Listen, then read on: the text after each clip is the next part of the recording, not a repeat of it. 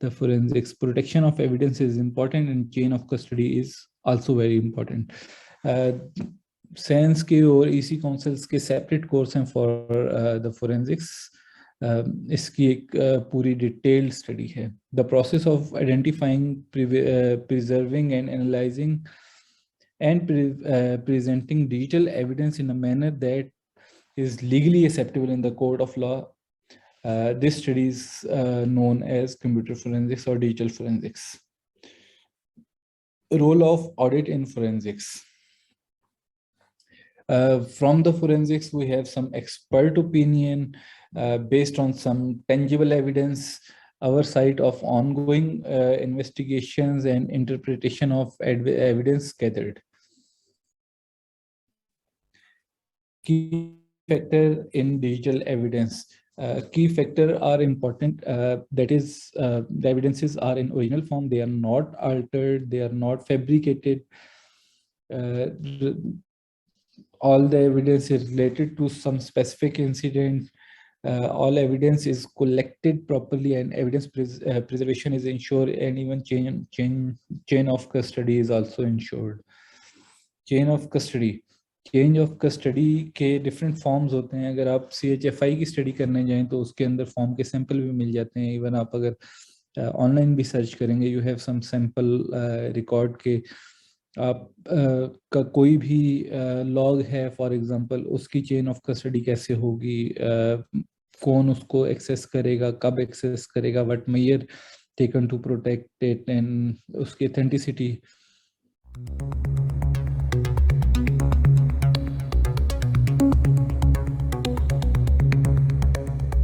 Welcome to Global Information Security Society for Professionals of Pakistan.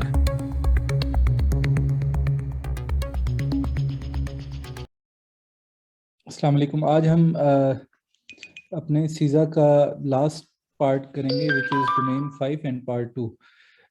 इसके बाद कुछ topics रह जाएंगे डोमेन 3 के, वो इंशाल्लाह नेक्स्ट वीक में कवर करके हम सीज़ा के इस कोर्स को क्लोज करेंगे.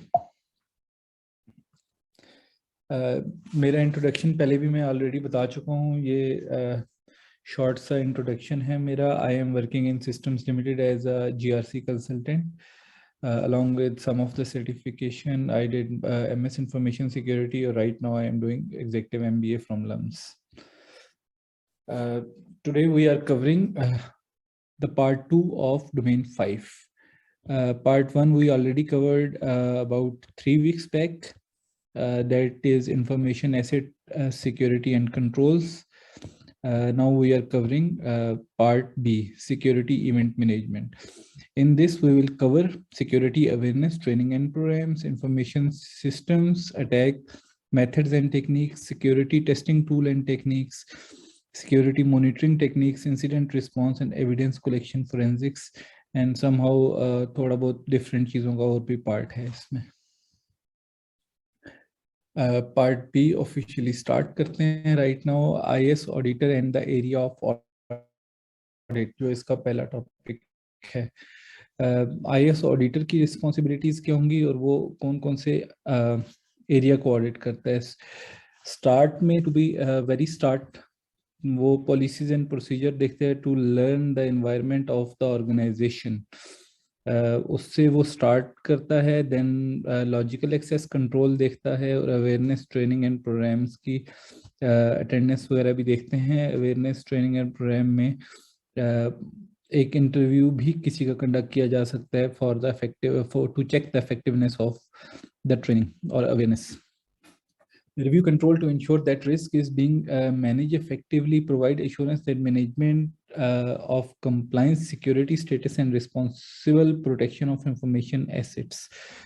नीचे उसके 3 मेथड हैं, जिस 3 एरियाज हैं जिस पॉइंट पे यूजुअली ऑडिट किया जाता है, जिन एरियाज को ऑडिट में देखा जाता है. Next is auditing roles and responsibilities.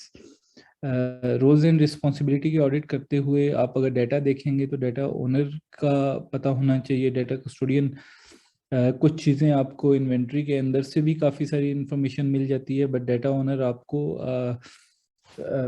Responsibilities के हिसाब से डाटा ओनर की मेजर रिस्पॉन्सिबिलिटीज कवर होती हैं. If you are working in a cloud based auditing, उसके आप किसी भी मॉडल में जाएं तो data owner is a ultimate responsible for everything.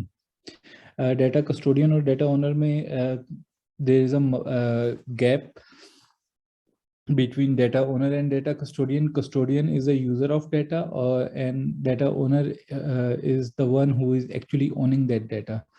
System and network administrator की responsibilities का चेक किया जाता है. सिक्योरिटी एडमिनिस्ट्रेटर, डाटा यूज़र, इनकी जेडीज चेक की जाती हैं. इनका जो चीज़ ये काम कर रहे होते हैं वो चीज़ चेक की जाती है. Access levels, terminated user processes देखा जाता है. यहाँ पर काफ़ी सारे गैप मिलते हैं काफ़ी सारी ऑर्गेनाइजेशन में अंदर, specifically in terminated user process में.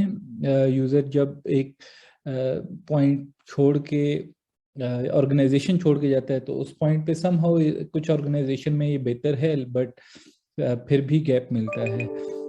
The major gap I found in many audits, और मेरे साथ जितने भी कोलीग्स भी ऑडिट करते हैं वो भी एक मेजर गैप निकालते हैं. When user change the role from, for example, from one department to another department. एक डिपार्टमेंट में जो से रोल्स एंड रिस्पॉन्सिबिलिटीज मिली होती हैं उसके साथ उसको स्पेसिफिक वो रोल्स एंड रिस्पॉन्सिबिलिटी कवर करने के लिए उससे कुछ एक्सेसेस भी दी जाती हैं.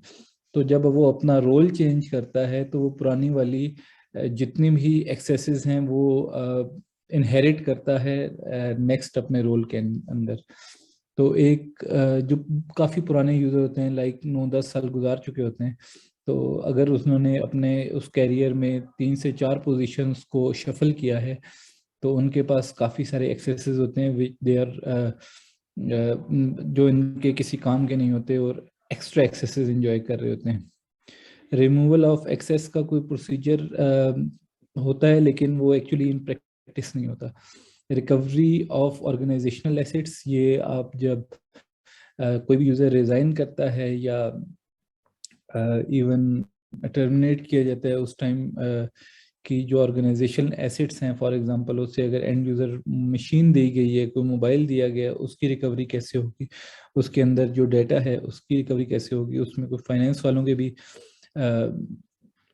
अंदर उसकी की बुक वैल्यूज़ होती हैं. फिर काफ़ी सारी उस बेस पे भी फाइनेंस डिपार्टमेंट के बेस पे भी चलती हैं. अकाउंट्स एंड फाइनेंस वाले भी इसके अंदर काफ़ी रोल प्ले कर रहे होते हैं.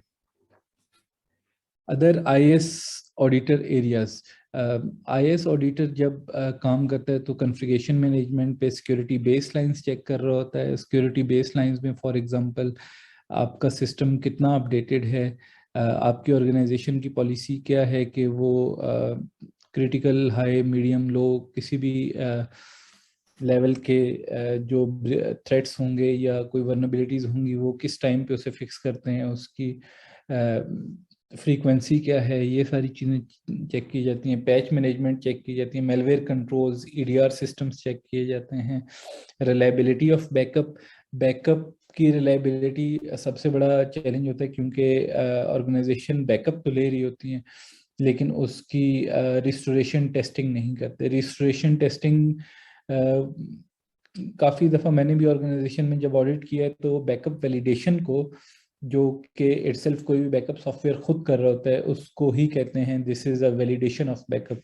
तो एक्चुअल ड्राई रन करके कभी भी बहुत कम ऑर्गेनाइजेशन है जो परफॉर्म करके चेक करती हैं कि कितने वक्त में ये डाटा रीस्टोर हो जाएगा. उनके पास there is no actual test values जिनके ऊपर वो रिलाई करके आंसर कर रहे होते हैं. मेजरली वो आंसर करते हैं on the basis of assumptions. Asset inventory is one of the big thing to check by the IS auditor.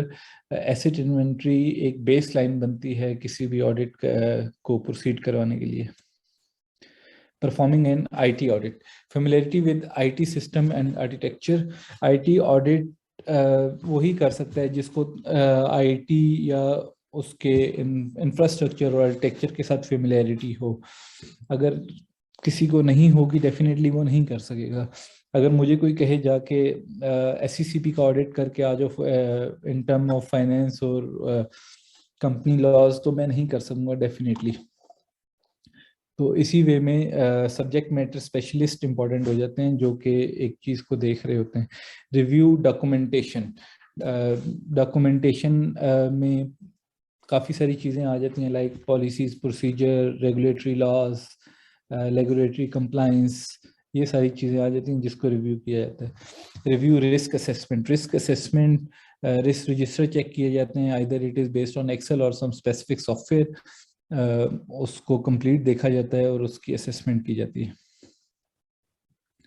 Auditing access, access path and trusted path. आप जब एक्सेस मैनेजमेंट को ऑडिट कर रहे होते हैं, this is one of the major challenging area for the IAS auditors and the companies as well. Access की audit करते वक्त एक्सेस पाथ देखा जाता है, either that is a trusted path और नॉट।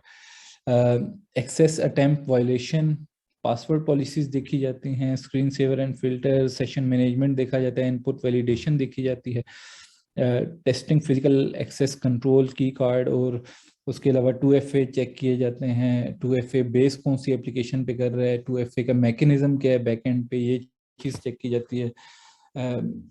एप्लीकेशन की स्ट्रेस टेस्टिंग भी की जाती है, specific path code directory traversal करके भी चेक किया जाता है। There are many method to audit the access. Next is computer forensics. Investigation and analysis of the evidence is called the forensics. Protection of evidence is important and chain of custody is also very important. SANS के और EC councils के separate course हैं for the forensics. इसकी एक पूरी detailed study है। The process of identifying, preserving and analyzing and presenting digital evidence in a manner that is legally acceptable in the court of law. This study is known as computer forensics or digital forensics.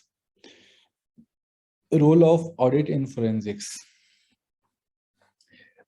From the forensics, we have some expert opinion based on some tangible evidence, our side of ongoing investigations and interpretation of evidence gathered.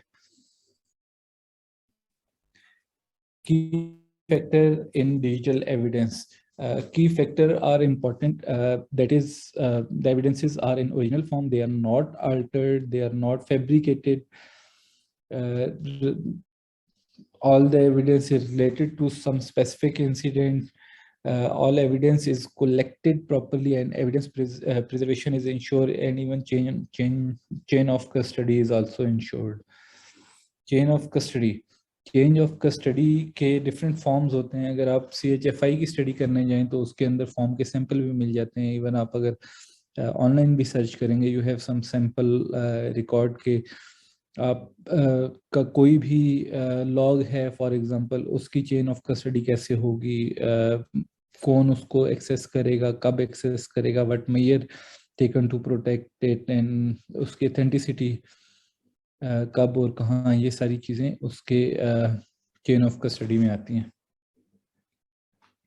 Step in handling digital evidence. Handling first is to identify, second is to preserve. Preserve means कि आपने original evidence को preserve कर लेना है और उसकी image copy के ऊपर जो भी फर्दर एनालिसिस करना है वो किया जाता है। Analyse is the analysis that is coming up on the part of the imaging copy, जो उसकी xerox copy होती है। presentation format for the audience, जो भी presentation है, it should be presented in a plain format that is understandable for anyone. किसी को उसका understanding gap नहीं होना चाहिए। Presentation of investigation report. Investigation report के काफ़ी सारे फॉर्मेट हैं। This is a generic things जो कि उसके अंदर पार्ट्स में डिवाइड होना चाहिए। इसके अलावा आपको ऑनलाइन काफ़ी सारे फॉर्मेट भी मिल जाते हैं। एक्यूरेट डिस्क्रिप्शन ऑफ इवेंट, जो उसकी टॉप हेड लेवल पे समरी लिखी होनी चाहिए। It should be understandable, it should be definable, it should be clear and unambiguous. Reference and backed up by some by the evidences. हर चीज़ जो आप उसके अंदर लिखेंगे, it should be pointed to some evidence, to some log, to some tangible proof, contain all relevant information, offer valid interpretation and conclusion, and it should be presented timely. Time is very important because somehow एक specific वक्त के बाद किसी information की ज़रूरत नहीं होती, वो तो वैसे भी public कर दी जाती है. तो उसकी जो critical पॉइंट हैं जहां पर प्रेजेंटेशन की जरूरत है, रिपोर्ट की जरूरत है, उस वक्त पे प्रेजेंट की जाए. Auditing network infrastructure security. Network infrastructure security के अंदर आपके आर्किटेक्चरल लेवल की मिस्टेक भी हो सकती है, आपकी डिवाइस कॉन्फ़िगरेशन लेवल की मिस्टेक भी हो सकती है. डिवाइस कॉन्फ़िगरेशन लेवल्स को चेक करने के लिए आपके पास कंप्यूटर असिस्टेड टूल हैं, जैसे निपर स्टूडियो है या पावर स्टूडियो है. उसमें आप सिर्फ अपना किसी भी डिवाइस का बैकअप पार्स करते हैं तो वो आपको तमाम की तमाम कॉन्फ़िगरेशन चेक करके बता देती है कंप्यूटर जनरेटेड रिपोर्ट में कि इसके अंदर क्या क्या फ्लॉस हैं, क्या क्या नहीं है. But that is somehow computer generated report, तो वो आपको एक रिपोर्ट तो जनरेट कर देती है, लेकिन उस रिपोर्ट को आप स्टडी करें और कुछ ना कुछ ह्यूमन इंटेलिजेंस भी उसके अंदर चाहिए होती है to get something interesting from that. Architecture level की जो चीज़ें चेक करने के लिए आपको सब्जेक्ट मैटर स्पेशलिस्ट का होना ज़रूरी है, जो कि नेटवर्क की इंफ्रास्ट्रक्चर पे आपको आर्किटेक्चर लेवल पे कोई गैप्स हैं तो वो आइडेंटिफाई करके दे. Next is pen test. Pen test is advance form. Pen test actually vulnerability assessment तो हर कोई करवा रहा होता है, लेकिन पेन टेस्ट यूजली कम ऑर्गेनाइजेशन करवा रही होती हैं, but it is in the market definitely. Test the effectiveness and preventive detective control and the competence of staff. Attempt to break in to some system using by using or by exploiting the vulnerabilities. Test may be technical, physical or the social engineer. और इसकी different types होती हैं, वो black box and grey box and white box. There are different things in it. Pen testing step में आप सबसे पहले scope determine करते हो, determine methodologies to be used, define rule of engagement, obtain written approval, verify information such as IP addresses, host names or different things, agree on communication and distribution of the pen test reports. Performing the pen test, सबसे पहले आप planning phase में जाते हो जहां पर आप scope पहले ही लॉक कर दिया जाता है. Working with the customer to define and document the assessment objective, scope and rule of engagement. Then you are gathering the information regarding the actual infrastructure. ये डिपेंड करता है कि आप कौन सी टाइप की टेस्टिंग कर रहे हैं, उस टेस्टिंग टाइप के मुताबिक आपको इंफॉर्मेशन दी जाती है. Then reporting, then is discovering vulnerabilities. Discovering vulnerabilities आप वर्नेबिलिटी असेसमेंट करके करते हो. आप जब आप डिस्कवर कर लेते हो फिर आप उसको एक्सप्लॉइट करते हैं. एक्सप्लॉइट करने के बाद आप एक रिपोर्ट जनरेट करते हैं which has some deep analysis and the recommendation as well to fix those problems. Test condition, test case में कुछ इनपुट है, कुछ आउटपुट है. जब आप ब्लैक बॉक्स टेस्टिंग कर रहे होते हैं, you have zero knowledge for the infrastructure. Grey box testing में you have some knowledge and white box testing में you have all the knowledge. Other areas of network security audit. Network security audit में vulnerability scanning है, study historical data है, policies review and risk assessment and review security settings. These are all done by manual method as well as computer assisted method as well. Other areas of network security में आप change control भी देखते हैं, authorized changes and unauthorized changes. Change control को जब आप उसको audit कर रहे होते हैं तो आपको जैसे ही गैप मिलते हैं, अगर उसके अगेंस्ट कोई एविडेंस ना मिले तो आप ये समझ लें दैट चेंज वाज अनऑथराइज्ड और उसके अगेंस्ट आप कोई ना कोई नॉन कन्फर्मिटी रेज कर सकते हैं. Then is configuration and web application security, DNS configuration, patches and separation of duties are some of the areas where the network security audit can help to get something fruitful. Environmental exposure and controls का भी audit किया जाता है, buildings का भी audit किया जाता है डेफिनेटली, उसके एंट्री एग्जिट पाथ, उसका स्टाफ की protection, entry exit ways, emergency exit ways, ये सारी चीज़ें भी देखी जाती हैं. फिजिकल एनवायरमेंटल सिक्योरिटी में climate changes, economic development, water, energy, food, environmental securities, इस तरह की सारी चीज़ें भी इसमें चेक की जाती हैं. It depend, culture to culture चीज़ें डिफर कर जाती हैं. हमारे कल्चर में जिस चीज़ को ऑडिट किया जाता है, अगर that has some gap with the culture from the Europe और फ्रॉम द गल्फ कंट्रीज, तो डेफिनेटली कुछ चीज़ों में स्पेसिफिकली इन्वायरमेंटल चेंजेस में गैप आते हैं ऑडिट करते वक्त, या अवेयरनेस या कल्चर में. बाकी चीज़ें टेक्निकल साइड पे कुछ सेम ही रहती हैं. पावर प्रॉब्लम में देखा जाता है कि ब्लैकआउट हो गया, brown out means some areas are have some power and some areas are out of power. Surges and spikes देखी जाती हैं. पुअर ग्राउंडिंग और इलेक्ट्रोमैग्नेटिक इंटरफियरेंस ये देखी जाती है. आपके ओपन एक्सेस तो नहीं है किसी को इलेक्ट्रिसिटी केबिन्स में, या उसको जो भी पावर का सिस्टम लगा है उसके ऊपर हर बंदे की एक्सेस तो नहीं है कि पीछे से जाके जस्ट ही need to power off the stuff. उसकी एक्सेस के बारे में भी ऑडिट किया जाता है. देन इसके जितने भी सपोर्टिंग इक्विपमेंट्स हैं, लाइक आपका यूपीएस है और जेनसेट है, इसका भी कंप्लीट ऑडिट किया जाता है, इंक्लूडिंग द ग्राउंडिंग और इलेक्ट्रोमैग्नेटिक इंटरफेरेंस और different things. Addressing power problems, आपके पास पावर प्रॉब्लम में यूपीएस है, जेनसेट हैं, sufficient power supply and it should be maintained, alternate power feeds होनी चाहिए, सर्ज प्रोटेक्टर लगे होने चाहिए, and emergency power off switches भी available होनी चाहिए.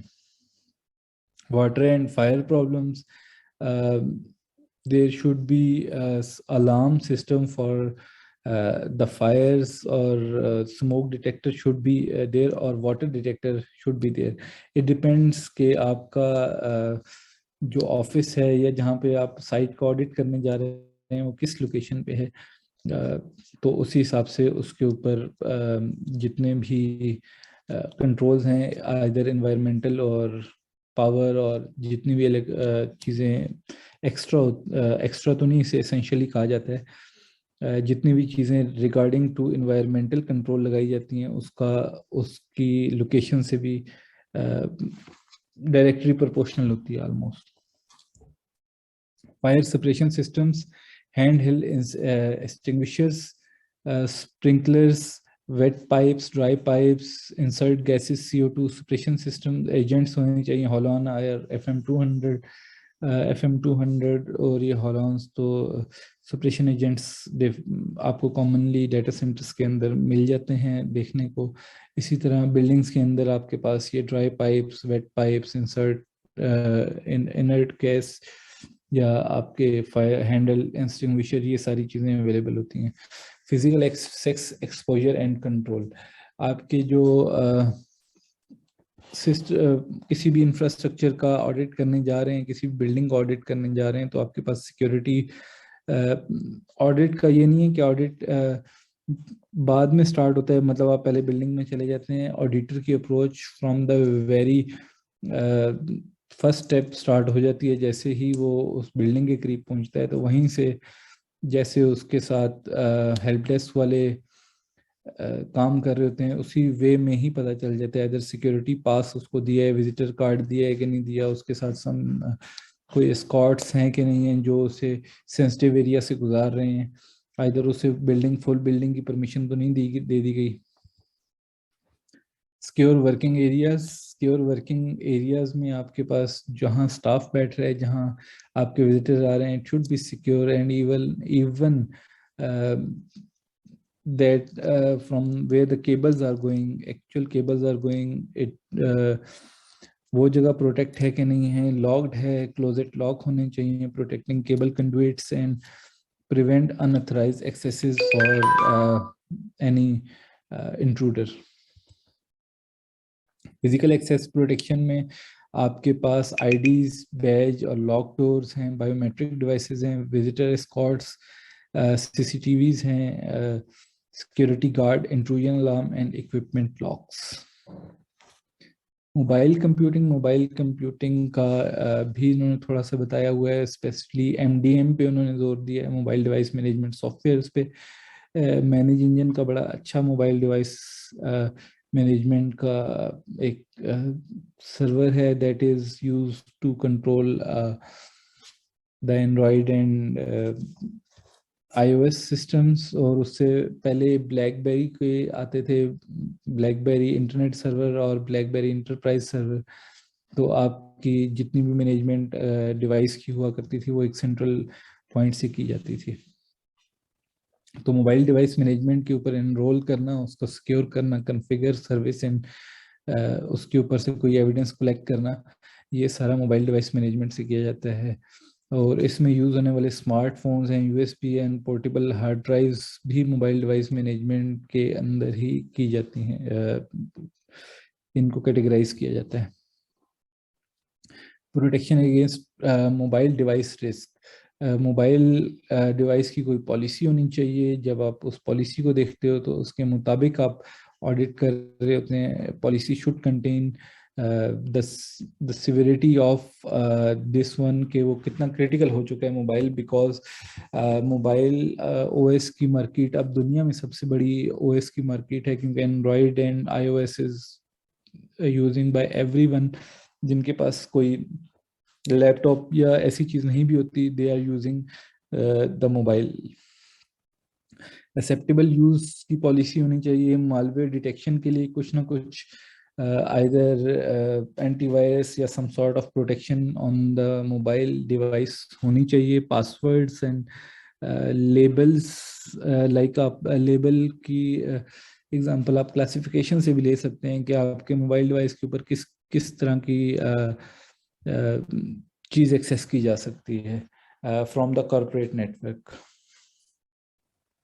मोबाइल डिवाइस सिक्योरिटी में आपके पास सबसे इम्पोर्टेंट चीज़ है रिमोट वाइप। अगर आपका मोबाइल आगे पीछे चोरी हो जाता है या आपकी मोबाइल डिवाइस गुम हो जाती है तो it should be remotely wiped.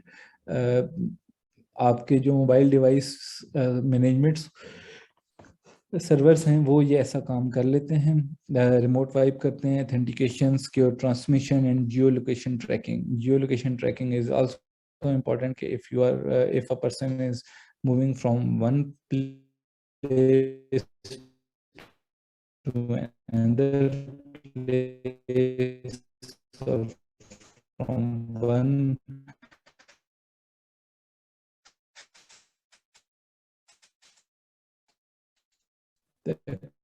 country to another country, तो वो जियोग्राफिकली ट्रैक किया जा सके।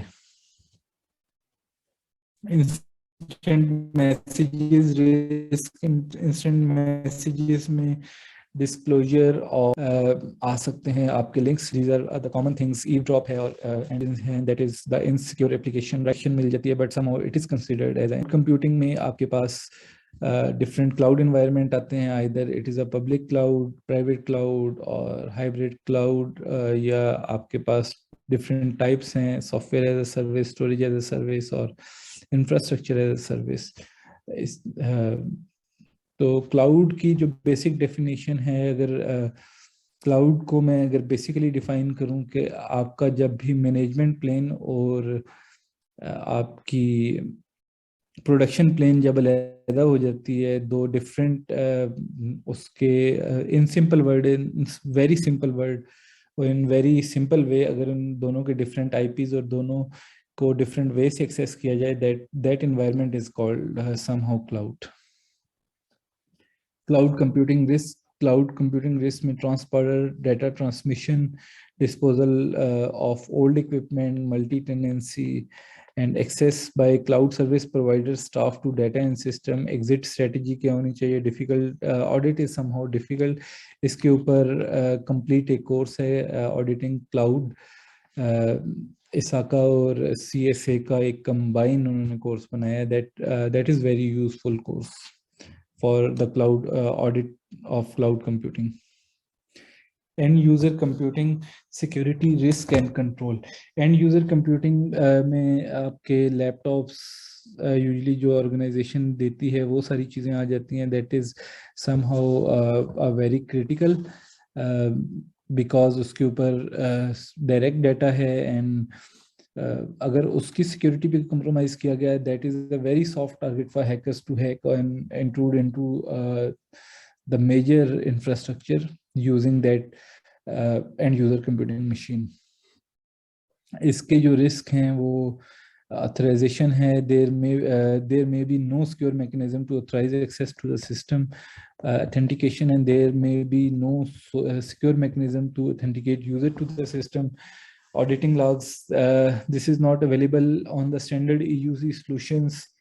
And encryption, the application may contain a sensitive data which is not being encrypted or otherwise protected. There are many other risks as well on end computer and computer जो भी EUC की जो machines हैं आपके पास end user computing की, वहाँ पर आपके पास बहुत सारे risk आते हैं. यहाँ पर आपका ये topic खत्म हो जाता है domain 5 part 2 का. किसी का क्वेश्चन है तो काइंडली पूछ सकते हैं.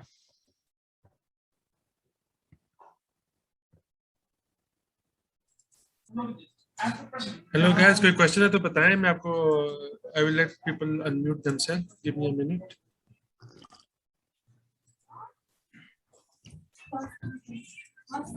Okay, you can unmute yourself.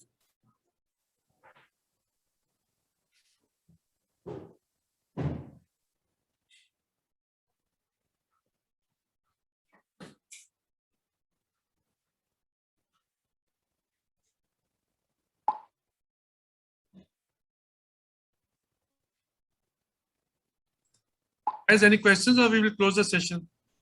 You can unmute yourself, by the way.